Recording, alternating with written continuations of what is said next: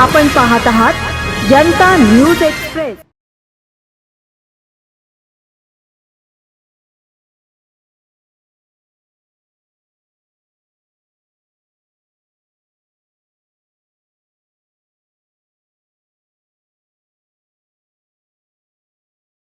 आपल्या संघटनेला किंवा आपल्या स्वतःच्या नावाला कुठेही गालबोट लागणार नाही याची काळजी आपण सर्वांनी घ्यायची आहे।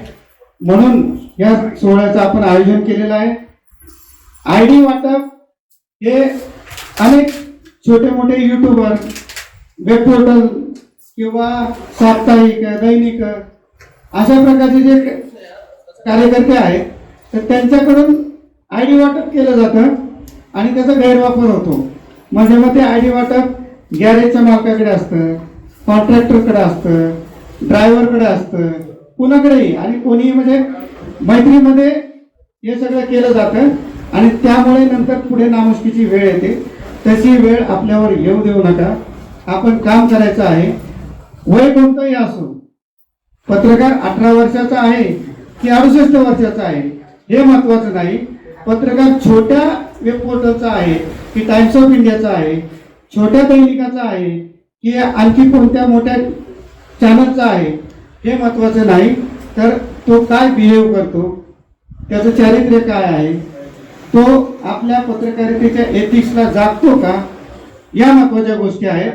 आणि त्यामुळेच हे सगळ्यांनी आपण जबाबदारीनं सर्व निभावत पुढे जायचं आहे। आज हे छोटस जरी रोपटा दिसत असेल तर ह्याचा वटवृक्ष काही महिन्यातच होईल याबद्दल माझ्या मनात शंका नाही। कारण डिजिटल मीडिया इतक्या फास्ट पद्धतीने पुढे चाललेला आहे आणि जसं इलेक्ट्रॉनिक माध्यमांनी काही 2-4 वर्षांच्या आत संपूर्ण देशभरात सगळे सेक्शन कव्हर केले, पादाक्रांत केले आणि प्रिंट मीडिया कुठेतरी मागे राहिला अशी परिस्थिती निर्माण झाली। त्या सर्व इलेक्ट्रॉनिक मीडियाला, प्रिंट मीडियाला मागे टाकणारा हा डिजिटल मीडिया आहे आणि हा डिजिटल मीडिया हा क्रांतिकारक ठरणार आहे भविष्यात। म्हणून या क्रांतिकारक विकासाच्या प्रक्रियेत आपण खूप जबाबदारीने वागणं ही काळाची गरज आहे, हे लक्षात ठेवा। आणि तुम्हाला दिलेल्या संधीचा फायदा चांगल्या गोष्टीसाठी करा, पॉझिटिव्ह गोष्टीसाठी करा। आपला मेसेज अखिल भारतीय मराठी पत्रकार परिषदेचं नाव आज महाराष्ट्राच्या कुठल्याही कानाकोपऱ्यात घेतलं किंवा गोवा राज्यात घेतलं, कर्नाटक राज्यात घेतलं, दिल्लीमध्ये घेतलं तरी ते आदराने घेतलं जातं। आपले 16,000 मेंबर आहेत, आपल्या 36 जिल्हे आणि 353 तालुक्यांमध्ये कमिटी आहेत आणि ते सर्व काम करणारे अतिशय प्रामाणिक आणि लढवय्ये असे कार्यकर्ते आहेत। त्यामुळं आपल्या संघटनेला आदरार्थी रूपाने पाहिलं जातं। ही परंपरा पुढं तुम्हाला सर्वांना चालू ठेवायची आहे, कुठं खंडित होता कामा नये, हे लक्षात ठेवा। सर्वांना आता नियुक्तीपत्राचं वाटप होईल, आयडी वाटप होईल। सगळ्यांना मी मनपूर्वक शुभेच्छा देतो आणि पुढील वाटचालीत त्यांच्या भरभरून यश मिळावं अशी अपेक्षा व्यक्त करतो आणि थांबतो। धन्यवाद।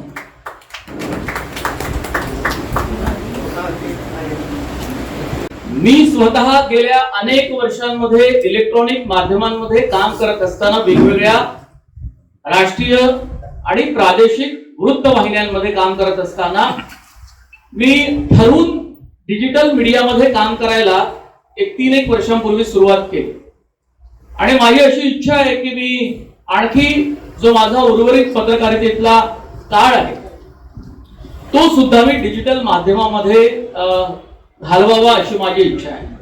पण पत्रकाराला जे करायचं असतं ते काही त्याच्या मनावर, इच्छेवर अवलंबून बऱ्याचदा नसतं। कारण हा पेशा बेसिकली पोटा पाण्याचा व्यवसाय सुद्धा आहे आणि बऱ्याचदा आपल्या मनामध्ये जे काही असतं ते आपल्याला काही पूर्ण करता येत नाही आणि त्यात बरेच अडचणी येतात आणि त्याचं मुख्य कारण म्हणजे तुमची नोकरी आणि त्या योगी तुम्हाला मिळणारा पगार हे एक महत्वाचं कारण असतं।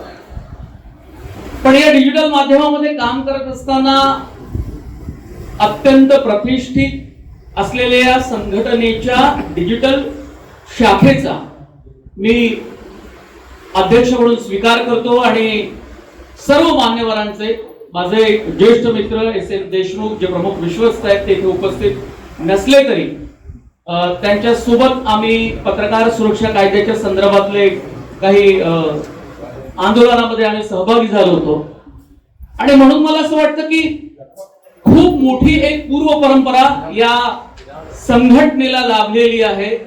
वेगवेगळ्या वर्तमानपत्रामध्ये आणि डिजिटल चॅनल्स मध्ये काम करणारे माझे मित्र सुद्धा या संघटनामध्ये आहेत आणि मूळ या संघटनेमध्ये काम जरी करत नसलो तरी या संघटनेशी एक वेगळ्या प्रकारचं नातं हे माझं कायम राहिलेलं आहे, कारण माझे अनेक मित्र गेल्या अनेक वर्षांपासूनचे या संघटनेशी संबंधित होते.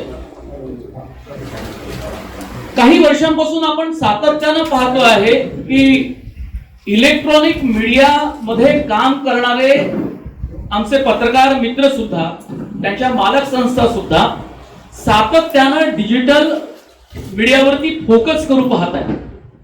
मग इलेक्ट्रॉनिक चॅनल्सचे डिजिटल चॅनल्स असतील वेगळे, जे पूर्वी तितक्याशा ताकदीनं या क्षेत्रामध्ये काम करत नव्हते. म्हणजे मी ज्या वेळेला टीव्ही मध्ये काम करत असताना 2007 सालच्या किंवा 5 किंवा 6 सालच्या साध्या लिंक सुद्धा युट्यूब वरती आता आमच्या कामाच्याच उपलब्ध नाही. म्हणजे अमित भाई इथे खूप जुने जाणते टीव्हीतले आमचे ज्येष्ठ पत्रकार मित्र आणखी आहे आणि आम्हाला काही त्या काळातलं काही सांगायचं असेल तुम्हाला तर आमच्याकडे कुठल्याही गोष्टी उपलब्ध नाही. इव्हन 2008चा इथला मुंबईतला हल्ला सुद्धा. मग कालांतरानं टीव्ही चॅनल्सनी सुद्धा काळ जसा पुढे सरकत गेला आणि तंत्रज्ञान वेगानं बदलत गेलं आणि या सगळ्याच डिजिटल माध्यमाचा जागतिक जसा विकास झाला आणि तिथलं तंत्रज्ञान हे भारतामध्ये आलं, खास करून मी मुंबई आणि महाराष्ट्रात म्हणेन, तसा तसा हा डिजिटल मीडिया आणि त्याचं महत्व हे सातत्यानं वाढत गेलं. आणि नंतरच्या काळात आपण पाहिलंय की सोशल मीडिया 2014 पासून साधारणतः आपण हे साल लक्षात घेतो आणि या सालाचा उल्लेख अनेक वेगवेगळ्या कार्यक्रमांमध्ये सातत्यानं केला जातो. या डिजिटल मीडियाची आणि सोशल मीडियाची ताकद इतकी मोठी आहे की आता तुम्ही पाहताय की वेगवेगळ्या मोठ्या website, digital platform, YouTube channels मध्ये काम करता करता स्वतंत्र पत्रकारितेनं जोर धरलेला आहे आणि त्या सुद्धा काहींना पैसे मिळू लागलेले आहे. सर्वात मोठा महत्वाचा मुद्दा आहे की या क्षेत्रात तुम्ही एका मोठ्या कंपन्यांमध्ये काम करत असाल आणि त्याचं जर पाठबळ असेल तर मग तुमची पोटा पाण्याची व्यवस्था ही नीट होऊ शकते. पण स्वतंत्ररित्या सर्व आव्हानं पेलत सुद्धा काही पत्रकार पूर्ण ताकदीनं, परिश्रमानं मुसंडी मारतायत, त्यांना सुद्धा आर्थिक यश येताना आपण पाहतोय.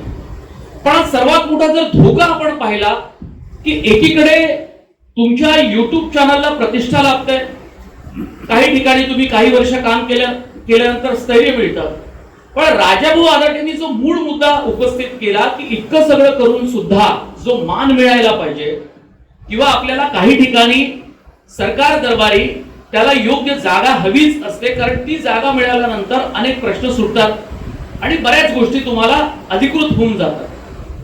पण आजही ऍक्रिडिटेशन मिळत असताना बाकीच्या लोकांना प्रथम स्थान दिलं जातं आणि अजूनही गेले काही वर्ष हा एक मुद्दा आहे की त्यांना अजूनही ऍक्रिडिटेशन मिळत नाही किंवा त्यांना विधान सभेमध्ये अधिवेशन कव्हर करायला जरी परवानगी मिळत असली तरी सुद्धा त्यांना बाकी गोष्टीपासून मात्र ते वंचित राहतात. याचं हे एक मूळ कारण. त्यासाठी वेगवेगळ्या पत्रकारितेतल्या संघटना या आवर्जून सरकार दरबारी, मुख्यमंत्र्यांकडे किंवा बाकी मंत्र्यांकडे सुद्धा, DGIPR कडे सुद्धा हा मुद्दा उपस्थित करत असतात आणि बऱ्याचशा गोष्टी या पुढे गेलेल्या अशी सुद्धा माहिती मिळते. पण अजूनपर्यंत तो ऍक्रिडिटेशनचा मुद्दा हा अजूनपर्यंत सुटला नाही. याचं कारण मुळात असं आहे की राजाभाऊंनी एक आणखी गोष्ट केली की या प्रतिष्ठित संस्थेमध्ये काम करत असताना तुम्हाला या संस्थेचा मान प्रतिष्ठा सुद्धा जपायची आणि याशिवाय सोशल मीडियाच्या नावाखाली जो काही महाराष्ट्रामध्ये बाकी ठिकाणी जो गोरखधंदा सुरू झालेला आहे त्यात आपली कुठे फसगत होता कामा नये, आपण फसू नये किंवा त्या सगळ्या वाईट गोष्टींना आपण कुठे बळी पडता कामा नये याचं सुद्धा आपल्याला भान ठेवावं लागणार आहे. पण इतकं सगळं करून सुद्धा आज या युट्यूब मधल्या आणि डिजिटल प्लॅटफॉर्मवर महाराष्ट्रातल्या काम करणाऱ्या पत्रकारांची आर्थिक अवस्था तितकीशी राजाभाऊ काही चांगली नाही. आणि हा माझ्यासाठी एक चिंतेचा विषय यासाठी आहे कारण मी सुद्धा नोकरीवर अवलंबून आहे. मला सुद्धा काम करत असताना एखाद्या चांगल्या कंपनीचं एखादं डिजिटल प्लॅटफॉर्म निवडावं लागतं. भले मला इलेक्ट्रॉनिक मीडियामध्ये मी आजही काम करू शकतो, पूर्वीही काम करत होतो, पण मग जर मी माझ्या आवडीनुसार डिजिटल मीडियामध्ये काम करायचं आहे तर मला या मोठ्या आर्थिक पाठबळ असलेल्या संस्थेची मदत घ्यावी लागते आणि मला तिथेच काम करून तिथे मग जनतेचा आवाज थोडासा बुलंद करण्याचा प्रयत्न करावा लागतो. तिथे सर्वसामान्यांचे प्रश्न जरा पुढे जावे, ते सोडवावे यासाठी प्रयत्न करावे लागतात. आणि याशिवाय बाकी जे काही त्याचे ठरलेले फॉर्मॅट आहेत, राजकीय विश्लेषण, इंटरव्ह्यू आणि पॉडकास्ट, बाकी इतर सगळे विषय. मला आनंद या गोष्टीचा वाटतो आणि मला पुढचे काही धोके जाणवतात की तुम्ही सगळेच मित्र मुंबईत असलेले आणि महाराष्ट्रात काही ठिकाणी जात असताना तुम्ही स्मार्टफोनचा अत्यंत कुशलतेनं आणि कौशल्यानं वापर करता. पण तुमच्या समोर सुद्धा एक आर्थिक काही प्रश्न आहेत, त्या संदर्भात एक वेगळं चिंतन वेगळ्या परिषदेमध्ये होण्याची गरज आहे. आणि मग या सगळ्या डिजिटल प्लॅटफॉर्म मध्ये काम करत असताना त्याचा अल्गोरिदम, युट्यूबचं शास्त्र, अत्यंत नित्य नवे होणारे तांत्रिक आणि बदल हे सुद्धा तुम्हाला डोळसपणे बघण्याची गरज आहे. मला असं वाटतं ज्यावेळी डिजिटल परिषद होईल आपली त्यावेळी आपण ज्येष्ठांचं मार्गदर्शन सुद्धा घेण्याची गरज आहे. कारण त्या पद्धतीनं जर आपण पुढे पुढे जाण्याचा प्रयत्न केला तर मला असं वाटतं की प्रत्येक युट्यूब चॅनल चालवणाऱ्या आणि त्यात काम करणाऱ्या व्यक्तीला केवळ स्मार्टफोन आहे आणि आपण व्हिडिओ काढतो इथपर्यंत ते मर्यादित राहणार नाही, तर त्याच्या पोटातलं जे काही अल्गोरिदमचं शास्त्र आहे युट्यूब मधलं ते सुद्धा त्यांना कळू शकेल आणि त्याचा त्यांना फायदा होऊ शकेल.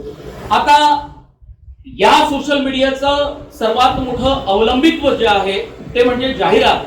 आणि तो एक मूळ अत्यंत महत्वाचा मुद्दा आहे की वेगवेगळ्या ठिकाणी जाहिराती मिळवताना सुद्धा त्यांना खूप कसरत करावी लागते. मी जिल्हा स्तरावर सुद्धा पाहिलेलं आहे आणि तुम्हाला सुद्धा ती कसरत करावी लागते आणि ती तुम्ही सातत्यानं करत सुद्धा असता. हा एक अत्यंत तंत्रज्ञानाचा आर्थिक जो विषय मी या अगोदर मांडला हे खूप अत्यंत महत्वाचे मुद्दे आहेत. संघटनात्मक पातळीवर काम करत असताना सुद्धा या मुद्द्याची सोडवणूक कशी होईल हे तर सर्व मिळून ज्येष्ठांचं मार्गदर्शन घेऊन एखाद्या परिषदेमध्ये आपल्याला गंभीरपणे यावर चिंतन करावं लागणार आहे. कारण यातून जे नव्यानं या क्षेत्रात येऊ घडणारे जे काही आपले मित्र असतील, विद्यार्थी असतील, शिकाऊ पत्रकार असतील, ज्यांना सोशल मीडिया आणि डिजिटल प्लॅटफॉर्मचं आकर्षण आहे आणि त्यांना या क्षेत्रात काम करावंसं वाटतं त्यांच्यासाठी सुद्धा या गोष्टी महत्वपूर्ण ठरू शकतात. बऱ्याच गोष्टी आहेत. बराच वेळ तुम्ही सगळे नियुक्तीपत्र तुमचं वाटप झालं तुम्हाला आणि तुम्हा सर्वांचं मी पुन्हा एकदा अभिनंदन करतो. पण मी एक आवर्जून असं सांगेन की जे काही व्हायचं पुढच्या परिषदेमध्ये होईल, पण स्वतःला जोपर्यंत आपण तंत्रज्ञानाचा अभ्यास करून आजूबाजूच्या सगळ्या परिस्थितीचा साकल्यानं नीट बारकाईनं अभ्यास जोपर्यंत मित्रांनो करत नाही तोपर्यंत आपण वैयक्तिक पुढे जात नाही. आणि संघटनेला पुढे घेऊन जाण्यासाठी आधी वैयक्तिक विकास सुद्धा तितकाच महत्वाचा आहे. याचं कारण असं की आपण पत्रकारितेच्या संघटनेत आहोत आणि मुळात आपण पत्रकार आहोत आणि पत्रकाराला जेवढं भान असेल, जेवढं तंत्रज्ञानाचं भान असेल, आजूबाजूची राजकीय, सामाजिक आणि आर्थिक, सांस्कृतिक बदलणारी परिस्थिती जर तुम्हाला अवगत होत असेल, त्याचं आकलन होत असेल आणि नव्या तंत्रज्ञानाची त्यात तुम्हाला सांगड घालता येत असेल तर निश्चितपणे यश हे तुमच्या सोबत असतं, ते टिकणार असतं आणि पुढे जाऊन त्याचा विकास होत असतो. आज खूप आनंदाचा क्षण आहे. मी बराच काळ TVJ या संघटनेमध्ये खूप वर्षपर्यंत मी काम केलं, ज्याचे आता मोठे नावाजलेले पुरस्कारही गेल्या 2-3 वर्षांपासून सुरू झालेले आहेत. आणि आज त्या TVJ मध्ये काम करत असताना डिजिटल मीडियामध्ये मी काम करतोय आणि या संघटनेमध्ये आता काम करण्याची एक संधी मिळाली. जबाबदाऱ्या खूप असतात, स्वतःचं काम, नोकरी आणि ह्या सगळ्या गोष्टी सांभाळून सुद्धा संघटनेमध्ये सुद्धा कशा पद्धतीनं योगदान द्यावं लागतं आणि किती कसरत करावी लागते याचा मला पूर्वीचा दीर्घ अनुभव आहे. नंतरच्या काळात जबाबदाऱ्या खूप वाढत गेल्यामुळे ऑफिसमधून निघणं सुद्धा मुश्किल होत होतं, पण तरी सातत्यानं मित्रांमध्ये, संघटनांमध्ये, मेळाव्यांमध्ये, परिषदांमध्ये मी सहभाग घेण्याचा यासाठी प्रयत्न केला की तुम्हाला सगळ्यांशी एक सहकार्याची भावना तुमच्या मनामध्ये वाढीस तर लागते, पण अनेक गोष्टी तुम्हाला तिथे गेल्यानंतर कळतात. मित्रांची पण काही सुखदुःख असतात, बदलत्या सगळ्या नोकऱ्या आणि खूप हे जग बदलत गेलेलं आहे. आज काही त्या मुद्द्यांना मी फार हात घालणार नाही, त्याचा सामना मलाही करावा लागतो. इथे बसलेले माझे काही मित्र आहेत, त्यांनाही करावा लागतो. ही सगळेच चिंतेची बाब असताना आणि समोर प्रचंड आव्हानं पुढे ठाकलेली असताना सुद्धा आपण संघटनात्मक पातळीवर विचार करतो आहे आणि इतक्या मोठ्या प्रतिष्ठित अखिल भारतीय मराठी पत्रकार परिषदेनं डिजिटल एक प्लॅटफॉर्म संघटनेसाठी उघडून देणं आणि त्यात एवढ्या सगळ्या मित्रांना आपलंसं करणं आणि त्यांच्यासाठी काही मुद्द्यांवरती काम करणं आणि सरकार दरबारी त्याचे काही मुद्दे मांडण्यासाठी काही एक नवीन नियमावली तयार करणं, त्याची मोड बांधणं वेगवेगळ्या जिल्ह्यामध्ये विभागीय स्तरावर, ही सुद्धा आपल्याला एक चांगलं आपली हिंमत वाढवणारी गोष्ट आहे. त्यामुळे मी इथेच थांबतो. पुन्हा कधी काही आपली परिषद होईल, आणखी काही आपला मेळावा होईल, त्यात आपल्याला आणखी काही मी ज्या गोष्टींचा उल्लेख केला त्या मुद्द्याला आपल्याला हात घालता येईल. तुम्हा सर्वांचे खूप धन्यवाद. तुम्ही इथे उपस्थित आहात आणि शिवाय मला ही काही संधी संघटनेच्या ज्येष्ठ पदाधिकाऱ्यांनी दिली, मी त्यांचंही मनपूर्वक आभार मानतो. आणि भयंकर पोटतिडकीने त्यांनी मांडणी केली आहे आणि या माध्यमाची जी नव्याने जी मांडणी आहे ती सुद्धा भोयर यांनी केलेली आहे. त्याच्यामुळे भोयरनी खऱ्या अर्थाने म्हणजे मुंबई ते लंडन असं इंटरनॅशनल भाषेत त्यांनी केलेलं आहे आणि मला त्याच्यामध्ये ते सगळ्यांचे प्रश्न हे सारखे दिसतात आणि खास करून मुंबई आणि भारतातले जे पत्रकार आहेत त्यांची काय दयनीय अवस्था आहे, कसे लढतायत ते त्याचं त्यांनी आताही जो म्हणजे अगदी न घाबरता त्यांनी वर्णन केलेलं आहे. त्यामुळे हे भाषण जे आहे ते परिषदेसाठी महत्त्वाचं आहे भाषण. यानंतर मी आमंत्रित करतो आमचे विभागीय सचिव दीपक कटके हे आपलं मनोगत व्यक्त करते. आदरणीय व्यासपीठ आणि आज नियुक्त झालेल्या सर्व नवनियुक्त पदाधिकाऱ्यांना मी ॲडव्हान्समध्ये शुभेच्छा देतो. त्यांच्या नव्या कामासाठी शुभेच्छा. महत्वाचं आपण एकत्र का येतो हा विषय आहे. सर्व इंडिव्हिज्युअल काम करू शकतात, पण कधीतरी आपल्याला अडचणी येतात, त्यावेळेस आपण एकत्र राहणं हे फार गरजेचं असतं. मग ती अडचण वेगळीही असेल. आता डिजिटल माध्यमांसमोर स्वतःला प्रूव्ह करण्याची सध्या अडचण आहे, कारण शासन दरबारी आत्ताशी कुठेतरी त्याची दखल घेतली जाते. मी अधिस्वीकृती समितीवर मुंबई अध्यक्ष असल्यामुळे जेव्हा डिजिटल माध्यमांचा विषय आला तेव्हा जाहिरातीचं धोरण तयार करण्याचं काम चालू होतं मनोजी. तेव्हा हे जे धोरण तयार होत होतं तेव्हा ते धोरण तयार झाल्यानंतर आम्हाला कळवलं. ते धोरण वाचल्यानंतर मी पहिलं म्हटलं की ज्यांचं पोट भरलंय त्यांच्यासाठीच तुम्ही हे काम करताय का? कारण त्याच्यामध्ये सबस्क्रिप्शन 5 लाख मागतात, त्यानंतर 2.5 लाख सबस्क्रायबर आणण्यासाठी किती वेळ लागतो? एका युट्यूब चॅनलला 2.5 लाख ते 5 लाख सबस्क्रायबर मागतात आणि मग ते जाहिरात देणार. तर ज्यांची पोटं भरली आहेत, म्हणजे मला म्हणायचं की प्रस्थापित जे चॅनल्स आहेत त्यांचे युट्यूब चॅनल आहेत त्यांनाच तेवढे सबस्क्रायबर आहेत. मग इंडिव्हिज्युअली काम करणाऱ्यांना कुठे आहेत हे सबस्क्रायबर? तर ते सबस्क्रायबर बनवायला त्यांना वर्षानुवर्ष लागतील आणि मग तुमचं जाहिरातीचं धोरण आम्हाला मिळेल. म्हणजे तोपर्यंत फक्त मेहनत मेहनत मेहनत आणि मेहनत. त्यामुळे आम्ही त्याला कडाडून विरोध केला आणि हे कुठेतरी कमी करा. जसं वृत्तपत्रांमध्ये अ ब क असा दर्जा आहे तसं किमान जाहिराती तरी या डिजिटल माध्यमातल्या काम करणाऱ्या इंडिव्हिज्युअल काम करणाऱ्याला, व्यक्तिगत काही लोक स्वतःचं करतात कारण कुठेतरी चॅनलमध्ये पटत नाही, मग आम्ही स्वतःचं एक यूट्यूब चॅनल तयार करेल, परंतु ते देखील चालवताना फार मेहनत घ्यावी लागते, ही सर्वांना माहिती आहे. पण अशा पद्धतीने जर शासन धोरण तयार करत असेल तर कधीतरी आम्हाला म्हणावं लागतं की पोट भरलेल्यांना जेवायला घालून काहीच फायदा नसतो. मी तर स्पष्टपणे बैठकीतच म्हटलं होतं की अशा पद्धतीचं जर धोरण आणत असाल तर काही फायद्याचं नाही, तुमचा उद्देश काही साध्य होणार नाही. तर आपण संघटित झालो आहोत, आपल्याला काही अडचणी येतात आणि शासन दरबारी आपल्या मराठी पत्रकार परिषदेला अधिकृत संघटना असल्यामुळे से आहे. आता मी ज्या पदावर गेलो ते देखील या संघटनेमुळे गेलेलो आहे, कारण आपल्या प्रत्येक विभागावर आपला एक सदस्य हा ॲक्रेडिटेशन कमिटीवर जातो आणि राज्यावर 5 लोक जातात. त्यामुळे आपल्या संघटनेच्या माध्यमातून आपण पत्रकारांच्या न्याय हक्काच्या गोष्टी त्या शासनाला विचारू शकतो, बोलू शकतो, आपण लढे देत राहतो. तर आज आपण एकत्रित आलो आहोत. यापुढे देखील आपल्याला डिजिटलच्या माध्यमातून AI प्रशिक्षण आणि स्वतःला कसं आणखीन टेक्निकली साऊंड करता येईल, तर यापुढे मनोजजी आहेतच. त्यामुळे ही एक वेगळी विंग असली तरी ही मराठी पत्रकार परिषदेशी संलग्न आहे. त्यामुळे कधीच असं म्हणू नका की हे वेगळं आहे, हे एकच आहे. परंतु आपल्याला आता यापुढे काही कार्यशाळा घ्यायच्या आहेत, ज्यामध्ये AIचं प्रशिक्षण असेल की बातम्या कशा लवकर तयार करता येतात. पुढच्या काळात एक व्यक्ती देखील चॅनल एकटा चालवू शकतो. त्यामुळे मॅनपॉवर फार कमी होणार आहे. तर ते आपण कसं आपल्याला स्वतःला डिजिटली साऊंड करता येईल, आपल्याला कसं करता येईल त्याबद्दल आपण कार्यशाळा घेणार आहोत आणि त्यावेळेस आपण बरंच काही बोलू असं मला वाटतं. आज जास्त वेळ न घालवता सर्वांना पुन्हा एकदा खूप खूप शुभेच्छा. अखिल भारतीय मराठी पत्रकार परिषद आणि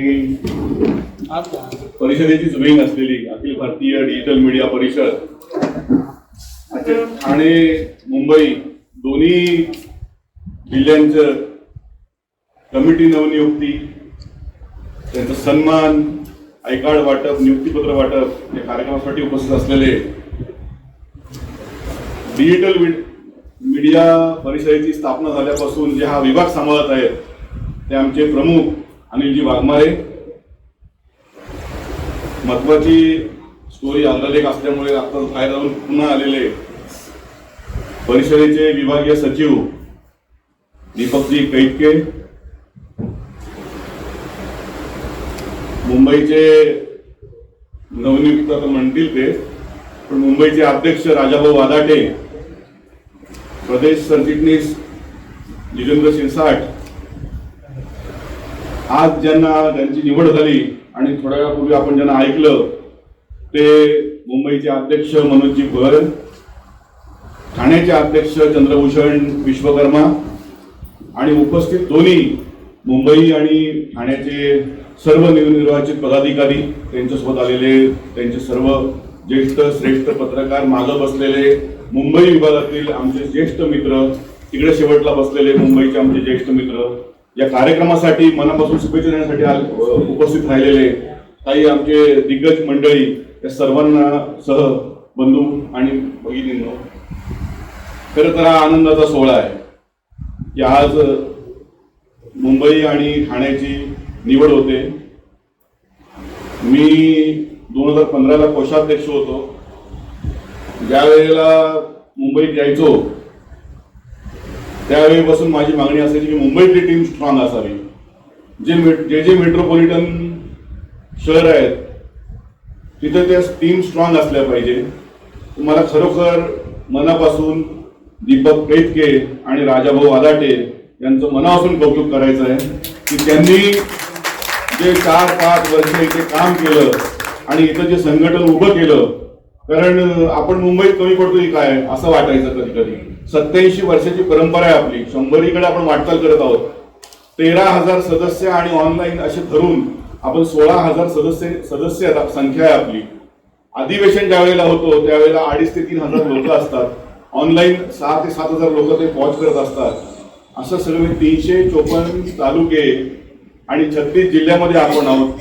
या सगळ्या मोठ्या ज्या समुद्र आहे या सगळ्याच्या तुम्ही आज सहभागी झालेले आहेत. तुमचं सगळ्यांचं मनापासून स्वागत करतो. तुम्हाला टेक्निकली जे काही मुद्दे सांगायचे होते ते मनोजजी भोयर यांनी इतके उत्कृष्टपणे सांगितले. मी तुमचं ज्या वेळेला मनोगत चालू होतं मनोजजी त्याच वेळेला एक पोस्ट फॉरवर्ड केली. आपले परिषदेचे कार्याध्यक्ष आहेत शिवराज काटकर, त्यांनी आता पश्चिम महाराष्ट्रामध्ये जे कार्यशाळा घेतली होती, गुगलकडून सर्टिफिकेट इश्यू होतो तिचा, ती कार्यशाळा आपल्याला कशी घेता येईल त्याबाबत मी चर्चा करत होतो दीपकजींची. ते पण म्हटले आपण घेऊया ही कार्यशाळा, कारण आपल्या लोकांना काय होतंय, नव्याने जे येता येईल त्यांना थोडंसं आपण त्यांना कुठेतरी मोटिवेट करणं, कुठेतरी त्यांना पार्श्वभूमी सांगणं, त्यांचा होमवर्क त्यांना सांगणं हे गरजेचं आहे. आणि तुम्हाला खरं तर मनापासून सांगतो की 5 ते 6 वर्षापूर्वी डिजिटल विंग जेव्हा काढायची ही जी संकल्पना समोर आली मराठी पत्रकार परिषदेच्या, तर खरोखर SM सरांचे आभार मानले पाहिजे आणि पाबळे साहेबांचे आभार मानले पाहिजे की त्यावेळेला त्या पदाधिकाऱ्यांनी बसून ही विंग, कारण काळाची गरज आहे आणि प्रिंट मीडिया आहे, इलेक्ट्रॉनिक मीडिया आहे आणि काळाची गरज ओळखून डिजिटल मीडिया ही विंग स्थापन करायची. मित्रांनो, डिजिटल मीडियाची विंग स्थापन करणं साधी गोष्ट नव्हती. त्याला प्रथम विरोध प्रिंटमधनच होता. त्याला प्रथम येणारा विरोध मी जे आहे ते आपण सगळे एक आहोत. हे SM देशमुख हे रसायनच वेगळं आहे. कुठलंही धाडसाचं काम करायचं तेच करणार. त्यामुळे सरांनी जे मनामध्ये आणलं की नाही ही करायची आहे विंग, आणि इतक्या चांगल्या पद्धतीने अनिलजी वाघमारे यांनी काम केलं. कारण आजही त्यांना कधी कधी त्या जिल्ह्यामध्ये गेलो का ते एक त्रास होत असतो की थोडासा विरोध पहिले प्रिंट मीडियातून येत असतो, पण आपण त्यांना तेच सांगतो की आपले बांधव आहेत, सोबत घेऊन काम करायचं आहे. डिजिटल मीडिया हा आजची गरज आहे ती. आणि ज्या वेळेला नवोदित काही येतात त्यांना माहिती नसतो, ते आपल्यासोबत आल्यामुळे अभ्यासपूर्ण काम करतील. त्यांना आपण मोटिवेट करू, आपण वर्कशॉप घेऊ, आपण कार्यशाळा घेऊ. आपण परिषदेतर्फे पत्रकारांसाठी अनेक कार्यशाळा होत असतात. डिजिटलची पण कार्यशाळा गेल्या वर्षीच आम्ही औरंगाबादला घेतली. तर डिजिटलची कार्यशाळा माझं आता बोलणं झालं आहे कैतकेंबरोबर. आपण या लोकांना सामावून घेऊन त्यांना उभं करूया, त्यांना एक व्यासपीठ देऊया. आणि सर्वात महत्वाची गोष्ट, जी सरकार दरबारी रेकग्निशन मिळत नाहीये त्यासाठी परिषदे पाठपुरावा करेल, परिषदेचे पदाधिकारी पाठपुरावा करतील. आणि जो प्रिंट मीडियाला रेकग्निशन मिळतोय, जो इलेक्ट्रॉनिक मीडियाला रेकग्निशन मिळतोय, तो आपल्यालाही डिजिटल मीडियाला मिळायला हवं. ही आमची खरं तर मनापासून इच्छा आहे. माझी सगळ्यात महत्वाचं सांगायचं मला तेच आहे की तुम्ही सर्वजण आज एका चांगल्या मोठ्या समुद्रात सहभागी झालेला आहात. त्यामुळे चांगलं काम करा. एक नाव असलेली संस्था आहे. 87 वर्षाची परंपरा उगाच नाहीये. मी जेव्हा त्या एका कोषाध्यक्ष झालो आणि कार्यालयात आलो, तुम्ही आपल्या कार्यालयात गेलो जे तस्वीरी बघितल्या तरी तुम्हाला कळेल की कोण लोक आहेत जिथं अध्यक्ष भूषवलेलं. त्यांनी खूप रंगाअण्णा वैद्यांपासून आचार्य आत्रेयांपासून मोठमोठे नावं आपले आहेत. आचार्य आत्रे आपले अध्यक्ष राहिलेले आहेत. तर तिथे गेल्यानंतर आपल्याकडून काय काम झालं पाहिजे, परिषदेचा माणूस म्हटल्यानंतर कोणी बोट दाखवता कामा नये. त्या सिस्टीममध्ये राहून काम करा, त्या वलयाचं तुम्ही भान ठेवून काम करा. आम्ही सगळे तुमच्या सोबत आहोत. जे म्हणतात आता अलीकडे की खूप तुम्हाला प्रत्येकाला हल्ली तेच त्रास झालेला आहे. प्रत्येक जिल्ह्यात, प्रत्येक तालुक्यात त्रास देण्याचं काम पत्रकारांना वाढलेलं आहे. त्यामुळे आपण ही आपली एकजूट, आपली संघटन हा त्यासाठी मोठा त्यासाठी आपण या सोल्युशन काढले आहे. त्यामुळे सगळ्यांनी तुमची जी एकी आहे ती जपा, तुमचा एकत्रपणा राहू द्या. सरांना आजही तुम्हाला सांगतो, मुंबईत जर एखादी घटना घडली आणि सर पुण्यात असू द्या किंवा बीडमध्ये असू द्या, पहिला फोन त्यांना जातो की असं असं घडलेलं आहे सर माझ्यासोबत, आणि सर त्यांना त्याच्यासाठी मग त्यांचं सगळं काम सुरू होतं. आपण नुसतंच म्हणजे तुमच्या संरक्षणासाठीच नाही, ज्या ज्या वेळेला आपला बांधव अडचणीत येतो, मेडिकली अडचणीत येतो, त्या वेळेला म्हणजे दीपक जे असतील, आपली सगळी यंत्रणा असेल, ही मंडळी त्याच्यासाठी प्रयत्नशील असते. आजपर्यंत फक्त आपण लोकांना आवाहन करून 87 लाख रुपयाची मदत महाराष्ट्रभरातल्या 60 ते 63 पत्रकारांना केलेली आहे. हे फक्त आपल्या जीवावर केलेली. आपलं एक आव्हान, सरांनी एक पोस्ट, SM देशमुखांनी एक पोस्ट काढली की त्याला ती मदत होते, कोण 200 पाठवतो, कोण 500 पाठवतो, आणि त्या पत्राला ती मदत होते का नाही, आज त्याच्यावरती वेळ आलेली आहे. जेन्युइन गरज आहे त्याची, आणि ती जेन्युइन गरज ती दूर झाली पाहिजे. हे संघटन आहे, हे आपलं काम आहे. त्यामुळे आपण सगळे एका चांगल्या संस्थेमध्ये आलेला, एका मोठ्या संस्थेमध्ये आलेला, जबाबदारीचं भान आणि ज्याप्रमाणे मनोजजी भोयर यांनी सांगितलं त्या सगळ्या टेक्निकल गोष्टींचा आणि जबाबदारीचं अवलोकन करून तुम्ही सगळे खूप छान काम कराल आणि संघटनेचं नाव कराल. मी तुम्हाला सगळ्यांना मनापासून शुभेच्छा देतो आणि ह्या ठिकाणी तुमचं स्वागत करतो. थांबतो. धन्यवाद.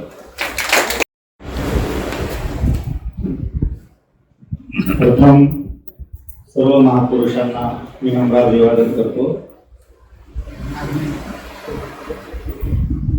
आजच्या अखिल भारतीय मराठी पत्रकार परिषद संलग्न असलेले डिजिटल मीडिया परिषदेचे मुंबई आणि ठाणे कमिटी आपण या ठिकाणी जाहीर केली. या कार्यक्रमाच्या अध्यक्षस्थानी अखिल भारतीय मराठी पत्रकार परिषदेचे राज्याचे अध्यक्ष माननीय श्री मिलिंद आष्टीकर सर, त्याचबरोबर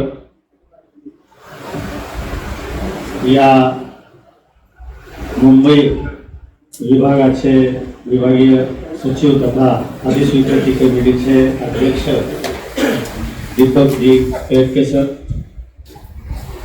त्याचबरोबर मुंबईचा राजा म्हणजेच राजाजी आदाटे सर, हे या मुंबईचे अध्यक्ष आहेत मुंबई जिल्ह्याचे. आणि माझ्यासोबत आलेले अखिल भारतीय मराठी पत्रकार परिषदेचे प्रदेश सदस्य जितेंद्र शिरसाट सर. या कार्यक्रमाच्या अनुषंगाने 2 जिल्ह्यांच्या निवडी या ठिकाणी जाहीर करण्यात आल्या. त्यामध्ये मुंबई डिजिटल मीडिया परिषदेच्या जिल्हाध्यक्षपदी श्री मनोज भोयर सर आणि ठाणे जिल्हा डिजिटल मीडिया परिषदेच्या जिल्हाध्यक्षपदी विश्वकर्माजी, या दोघांचं आणि त्याचसोबत त्यांच्या सर्व टीमचं मी मनापासून स्वागत करतो, अभिनंदन करतो आणि भविष्याच्या वाटचालीसाठी शुभेच्छा देतो. खरं तर सर्वांनी भाषणं केली, बराच वेळ आपण थांबलेला आहात आणि जास्त वेळ बोलणं साहजिक नाही, परंतु थोडक्यात का होईना मी या ठिकाणी माझं मनोगत व्यक्त करतोय. अखिल भारतीय मराठी पत्रकार परिषदेचे मुख्य विश्वस्त माननीय श्री यशवंत देशमुख सरांच्या मार्गदर्शनाखाली डिजिटल मीडिया परिषद ही तब्बल 33 जिल्ह्यामध्ये आजपर्यंत काम करते आणि आता हा मुंबई 34वा जिल्हा आपण या ठिकाणी या डिजिटल मीडिया परिषदेचा जाहीर केलेला आहे, ठाणे आणि मुंबई. तर खरं तर सरांनी सांगितल्याप्रमाणे, आष्टीकर सरांनी सांगितलं की डिजिटल मीडियाची संकल्पना कशी निर्माण झाली हे त्यांनी सांगितलं. कारण देशमुख साहेबांच्या मार्गदर्शनाखाली सर्व काही राज्यामध्ये सुरू आहे. मग त्याच्यामध्ये पत्रकार हल्लाविरोधी कृती समिती असेल, ज्या की विभागाच्या आणि राज्याच्या अधिस्वीकृती कमिट्या असतील आणि त्याचबरोबर डिजिटल मीडिया परिषदेचे जी नवीन विंग तयार केलेली आहे, ही म्हणजे जवळपास आज 3रं वर्ष आहे या डिजिटल मीडिया परिषदेचं आणि 3 वर्षांमध्ये जवळपास हा 34वा जिल्हा आपण काम केलेला आहे. आणि प्रत्येक जिल्ह्यामध्ये जिल्हा कार्यकारिणी आणि त्या जिल्ह्याच्या प्रत्येक तालुक्यामध्ये तालुका कार्यकारिणी निर्माण करण्याचं मी प्रामाणिक काम सरांच्या आदेशानुसार केलेलं आहे.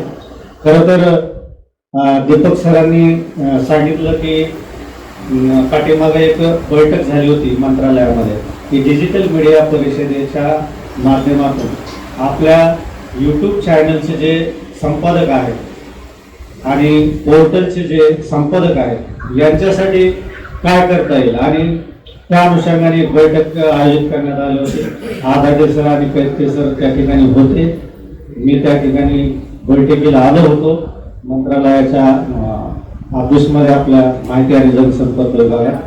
तर खरं तर त्या दिवशी माहीत झालं की आपल्या यूट्यूब चॅनलच्या पत्रकारांना संपादकांना कशाची आवश्यकता आहे आणि काय करायला पाहिजे.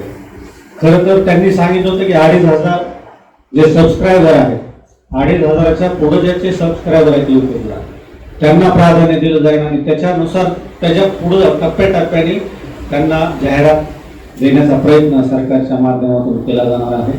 मात्र दीपक सरांनी यांनी सांगितलं होतं त्या दिवशी की सरसगट ज्याचे जेवढे सबस्क्रायबर आहेत त्याप्रमाणे त्याचं जाहिराती दिल्या जाव्यात. जसं की आपलं मगाशी सांगितलं की क दर्जा असेल, ब दर्जा असेल, अ दर्जा असेल वृत्तपत्रांना, त्या अनुषंगानेच ज्याचे जितके सबस्क्रायबर आहेत त्यांना तसं मानधन म्हणजेच जाहिरात शासकीय मिळाली पाहिजे ही भूमिका घेतली आणि त्या अनुषंगाने जी बैठक पुढे होणार होती ती काय अद्याप झालेली नाही, परंतु आगामी काळात निश्चितच त्याचं नियोजन केलं जाणार आहे. जाहिरातीबरोबरच आपण पत्रकार हल्ला विरोधीच्या संदर्भात थोडं बोलणार आहोत. जास्तीत जास्त हल्ले जे होतात ते यूट्यूब चॅनलच्या किंवा इलेक्ट्रॉनिक मीडियाच्या संपादक असतील, पत्रकार असतील यांच्यावर झालेले पाहतो आपण महाराष्ट्र राज्यभरात. आणि त्याच्यात पहिलं जर कोण ॲक्शन घेत असेल त्यांना न्याय मिळवून देण्यासाठी तर ती आहे मराठी पत्रकार परिषद. आणि माननीय श्री यशवंत देशमुख सरांच्या नेतृत्वाखाली पूर्ण राज्याच्या प्रत्येक जिल्ह्यामध्ये याचं नियोजन केलं जातं. एक त्यांनी प्रेस नोट टाकली की प्रत्येक जिल्ह्यामध्ये निवेदन देणं, निषेध नोंदवणं आणि त्या पत्रकाराला न्याय मिळेपर्यंत लढा सुरू ठेवणं ही भूमिका प्रामुख्याने पार पाडली जाते. ती म्हणजे यूट्यूब चॅनलचे आणि पोर्टलच्या संपादक आणि पत्रकारांच्या बाबतीत बोलतो. परंतु आपण आज ठाणे आणि मुंबई जिल्हा डिजिटल मीडियाचे जे पदाधिकारी आहेत यांनी आपल्या जिल्ह्यातील वेगळा व्हॉट्सअप ग्रुप तयार करावा, प्रत्येकाला त्याच्यामध्ये ऍड करावं. जे सदस्य आहेत, जे पदाधिकारी आहेत त्यांना सगळ्यांना आगामी काळातील ज्या महत्त्वपूर्ण सूचना आहेत आणि ज्या काही अडीअडचणी असतील त्याच्यात मांडता येतील त्याप्रमाणे व्हॉट्सअप ग्रुप करणं गरजेचं आहे. दुसरा मुद्दा, जसं की आधी स्वीकृती समितीच्या अध्यक्ष केसर आहेत त्याप्रमाणे यूट्यूब चॅनलच्या आणि पोर्टलच्या संपादकांना सुद्धा आधी स्वीकृती पत्रिका कशी मिळेल शासनाची याच्यासाठी पाठपुरावा सुरू आहे आणि त्याच्यातही लवकरच आपल्याला यश मिळणार आहे. खरं तर आष्टीकर सरांनी सांगितलं होतं की अधिवेशन हे डिजिटल मीडिया परिषदेचं पहिलं राज्यस्तरीय अधिवेशन संभाजीनगरला झालेलं आहे. आता दुसरं नियोजन आहे आपलं अक्कलकोट, जे की सोलापूर जिल्ह्यामध्ये येतं आणि त्या अक्कलकोटमध्ये दुसरं राज्यस्तरीय अधिवेशन घेण्याचा आपला प्रयत्न आहे. आणि त्या अधिवेशनाच्या माध्यमातून जे यूट्यूबचे जे विविध प्रश्न आहेत, जे एक्सपर्ट त्याच्यामध्ये आहेत, अशांना निमंत्रित करून एक चर्चासत्र घडवून आणण्याचा आणि त्याच्यातून मार्ग काढण्याचा आपण निश्चित प्रयत्न करणार आहोत. मी जास्त वेळ न घेता आणखी काही अडचणी असतील, महत्वाचं म्हणजे माझी आणखी पुन्हा एकदा विनंती आहे की दोन्ही जिल्हा अध्यक्षांनी आपापल्या जिल्ह्याचा व्हॉट्सअप ग्रुप तयार करावा, ज्या व्हॉट्सअप ग्रुपमध्ये सगळ्यांना सामावून घ्यावं आणि त्या व्हॉट्सअप ग्रुपच्या माध्यमातून ज्या काही आपल्या अडचणी असतील, अवांतर पोस्ट टाकण्यापेक्षा अडचणी ज्या आहेत त्या शेअर केल्या तर समजतील, त्यानुसार आपल्याला त्याच्यावर आवाज उठवता येईल, कारवाई करता येईल किंवा त्याला मदत करता येईल. जसं की सरांनी सांगितलं की आपण मराठी पत्रकार परिषदेच्या वतीने साम दाम दंड, सुखात आणि दुःखात दोन्ही वेळेला आपली अखिल भारतीय मराठी पत्रकार परिषद सोबत आहे, आयुष्यभर राहणार आहे. मात्र आपण देखील आपल्या जबाबदाऱ्या पार पाडल्या पाहिजेत आणि परिषदेचे सदस्य त्याचबरोबर डिजिटल मीडिया परिषदेचे सदस्य होणं हे देखील बंधनकारक आपल्यावर असणार आहे. त्यामुळे जे आपल्या भागातले नवीन सदस्य येऊ इच्छितात त्यांना सामावून घेण्यासाठी आपल्या सर्वांनी प्रयत्न करावा आणि आपण जे सर्व या ठिकाणी नवनियुक्त पदाधिकारी या ठिकाणी जाहीर केले त्यांना पुन्हा एकदा मी शुभेच्छा देतो. त्याचबरोबर डिजिटल मीडिया परिषदेचे जे आपल्या सदस्य नोंदणीची फीस वगैरे जी आहे ती जिल्हा अध्यक्ष आणि जिल्हा सरचिटणीस यांच्या संयुक्त अकाउंट यांचं खातं खोलायला पाहिजे आणि त्याच्यामध्ये सदस्य नोंदणीची फीस जमा करून त्याप्रमाणे परिषदेच्याच नावाने ते खोलायचे खातं, डिजिटल मीडियाच्या नाही खोलत. तर अखिल भारतीय मराठी पत्रकार परिषदेच्या नावाने चेक जे आहे तुमच्या सदस्य नोंदणीचा चेक तो सुपूर्द करायचा आहे अखिल भारतीय मराठी पत्रकार परिषदेच्या नावाने आणि तो चेक सरांकडे आणि तुमच्या मार्फत देऊन टाका सर आल्यानंतर. तर मी सर्वांना पुन्हा एकदा विनंती करतो की आपल्या सर्वांचं स्वागत करतो आणि लांबच चाललेलं भाषण. अचूक बातम्या, निपक्षपाती विचार, अन्यायाविरुद्ध वाचा फोडणारे परखड विचारांचे सार्वभौम दैनिक प्रजासत्ताक जनता.